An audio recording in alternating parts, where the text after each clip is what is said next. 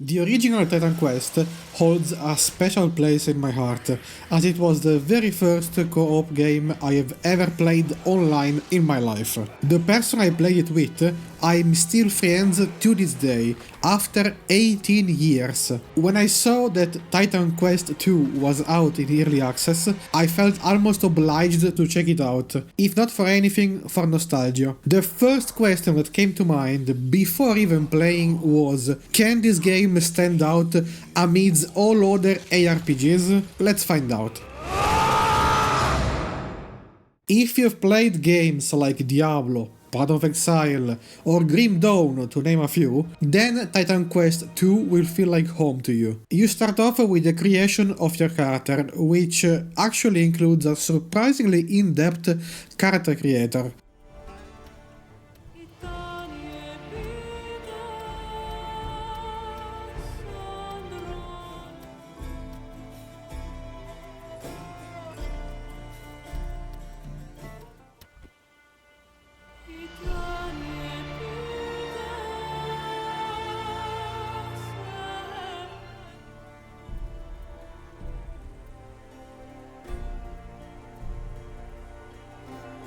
And then you're thrown into the game right away. There is no class selection at the start, as you will be able to shape your build as you play. The only choice will consist of your starting weapon, which won't really affect anything besides how you will fight in the first few minutes of your run.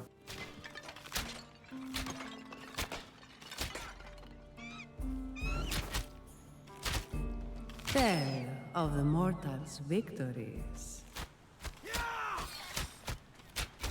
The game is structured in acts, and each act is played on its own map. These maps are huge and contain all of the side quests, bosses, secrets, and the main story for that act. To put it in perspective, it took me around 10 hours to clear the prologue and Act 1, along with fully exploring the maps. These maps didn't really convey the feeling of an open world to me, but rather a series of corridors of various sizes and lengths, for the most part. Is that bad? Not really, but I did find the level design at times to make me waste time due to the nature of these interconnected corridors. I found myself having to explore a corner I didn't check before more than once, just to end up in dead ends.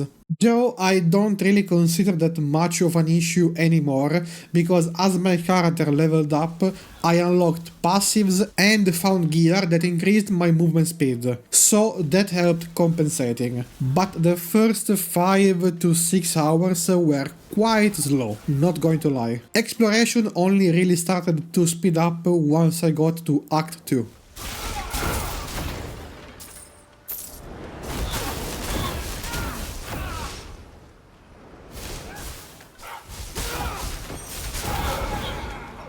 When it came to graphics, they are neither bad nor exceptional. I found them pleasant enough to look at. But there is a problem with what I just said. The game really needs more optimization. If this is the best they can achieve visually, which again is not a problem to me, then I cannot be struggling to run the game with my 5080 graphics card. I had to lower several things in the settings in order to have it run with an acceptable frame rate. And even then, the game had stutters and performance drops in some areas. I am also suspecting it could have some memory leaks, because after playing for like 5 hours in a row, performance started degrading, and got much better only after I restarted the game. No! The village!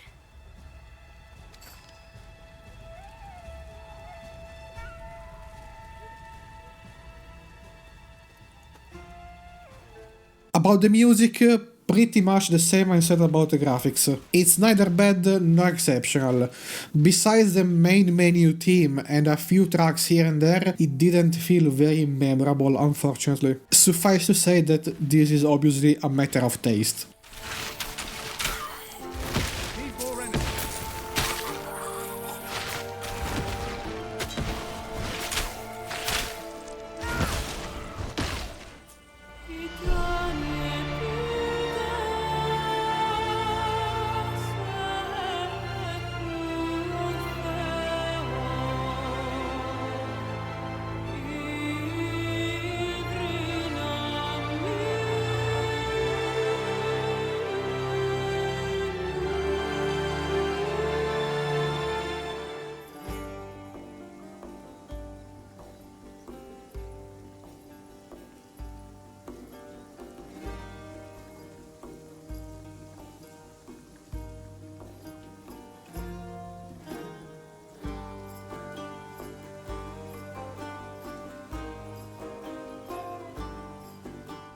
And now the main thing we care about in an ARPG, the gameplay. How does the combat feel? Well, it's not bad, starts off very slow, but once it ramps up, it really ramps up. I can tell that in the late game things will get quite intense. And as a matter of fact, I've already died a bunch of times as well. Perhaps I died to my own fault though, as you can level up the difficulty of each area through their local shrines, up to a plus 20 on the scale, and I did that to try and challenge myself, otherwise the balance felt fair overall, although it's hard to predict if it will remain such in the endgame.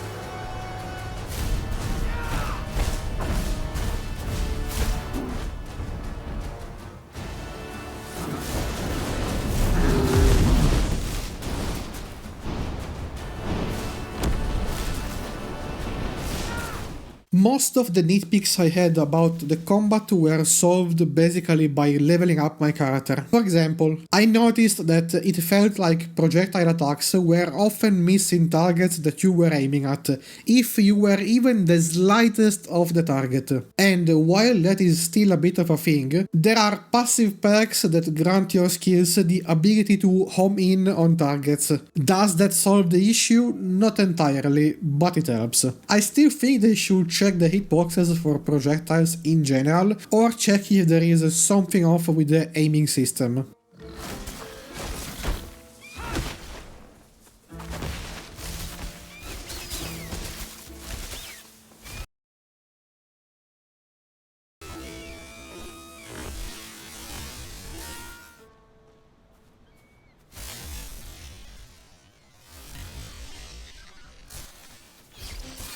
I liked the character progression overall. Like I said, it starts slow, but you can really feel the level ups. You can choose between different classes that the game calls masteries, each having their own active and passive skill tree, and combine them to craft unique builds.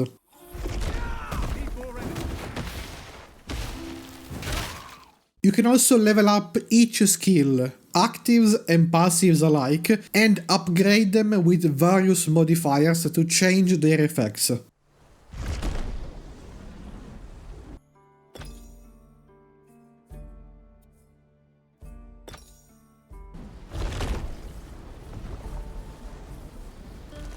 To add to that, one cool thing is that the basic abilities such as your standard attack, your dodge and barrier can be also leveled up and upgraded with their own effects. Having all these options available, I would say, adds a lot of variety to playstyles.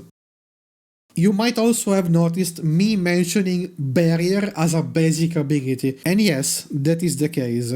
In Titan Quest 2 they tried a different approach to the more classic Barrier that we get in these games. Rather than being always active, it's a stat that you can build up and use on a somewhat short cooldown, which makes it more of an emergency button than anything else. I wasn't a fan of it initially, but I slowly started getting used to it, and it turned out to be not that bad of a thing. I suppose it will be a matter of habit for people.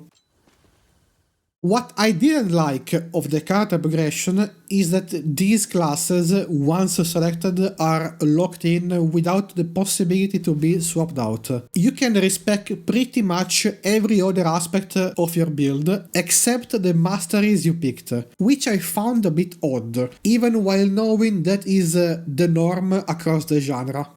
My main issue with that stems from the fact that while you get a text preview of a class skills before locking it in, you don't get a video preview, which is quite different. One thing is reading what a skill does, one thing is seeing it in action. So if on your first run you lock in a class thinking the skills sounded cool, but end up finding out they don't play like you thought they would, you're kinda stuck with that choice until your next character. Is that a major issue? Not necessarily, but I would really appreciate if they added video previews.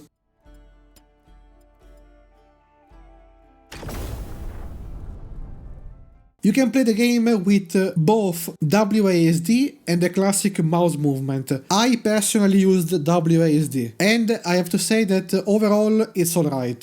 But I ended up getting stuck in clearly bugged object geometries on the ground more often than I would have liked. Lie.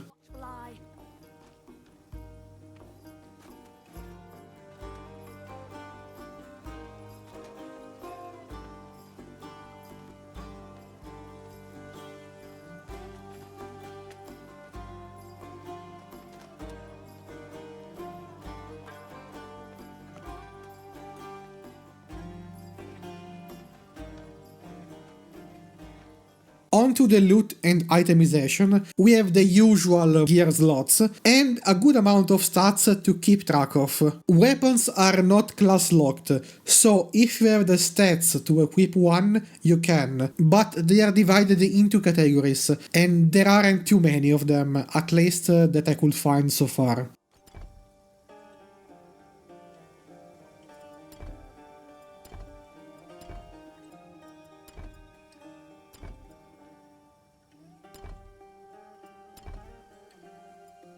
Of the gear, I really appreciated the charms, which are basically the classic socketable gems, because you can not only slot them and upgrade them, but you can also remove them from the equipped gear without any penalty, so you have no waste in that regard. Plus, they have their own separated inventory tab, which is a great bonus in my eyes. About bugs, besides the aforementioned issues with ground geometries getting me stuck in terrain, I don't really remember encountering any, which is quite good for an early access title. It felt overall well polished in that regard. Lastly, I will not be spending time talking about the story, because first of all, it's not completed yet, and secondly, liking a story is usually a subjective matter. I can say I found it interesting enough for what an ARPG story can bring to the table.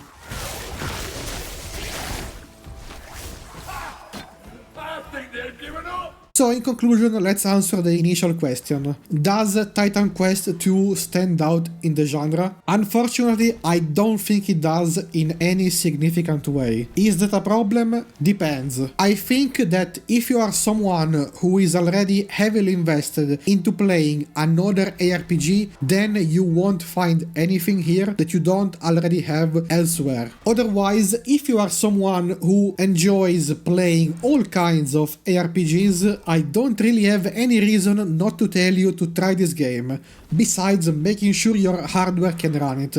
The game is still in early access, so things could drastically change in the future. But as it stands, I think it's overall just a good ARPG, and I can't deny that I was enjoying playing through it. The developers are also providing roadmaps for the game as time goes on, so if you're interested in knowing how it will evolve, you can check them out more in depth on the website. And that will be all for my review. Hope you found this useful. If you did, don't forget to like, comment and subscribe.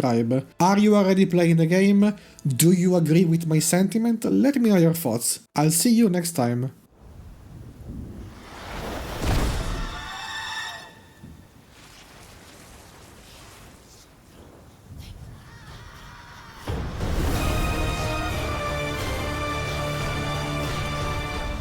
At last. Do you know who I am? No, I didn't think so. You're oblivious to your fate.